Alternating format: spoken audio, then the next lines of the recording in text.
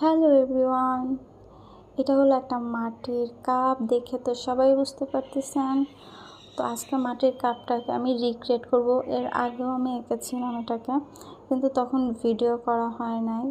তো ভাবলাম এটাকে একটু রিক্রিয়েট করি। তো এটা আমার একটা অর্ডারও ছিল, অ্যাকচুয়ালি কাস্টমাইজ অর্ডার ছিল, এই কালারের মধ্যে এরকম চাচ্ছিল। তো এই জন্য পরে ভাবলাম এটাকে রিক্রিয়েট করি। দেন সে চেয়েছিল হলো লেমন কালারের মধ্যে আর একটা লেখা দিয়ে। তো আমি লেমন কালারটা দিয়ে আগে ফার্স্টে কালার করে নিছি পুরো কাপটাকে। দেন আমি এটার মধ্যে একটা বহওয়ার্ড দিয়েছি, আর লেখাটা হলো বহওয়ার্ডের পরে দিব, মানে বহওয়ার্ডের উপর দিয়ে লেখাটা দেব, এটাই আর কি চিন্তা করছি। তো এই তো বহওয়ার্ড দিতেছিলাম, তো দিয়ে পরে ভাবলাম লেখাটা দিই।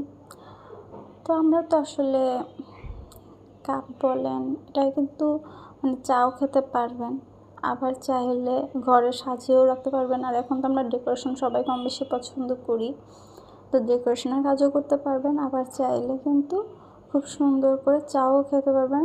এটা কিন্তু পানি দিয়ে ধুলেও কালারটা কিছুই হবে না, কালারটা একদম ভালো থাকবে, মানে কোনো প্রবলেম নেই কালারে, এটাই হলো কথা।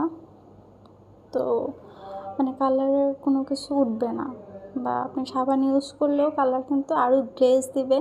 থাকে না, অনেকে ভাবতে পারেন যে আরে কালার করতেছি নিশ্চয়ই পানি দিয়ে ধুলে বা সাবান দিলে কালারটা উঠে যাবে। না, এরকম কিছুই না।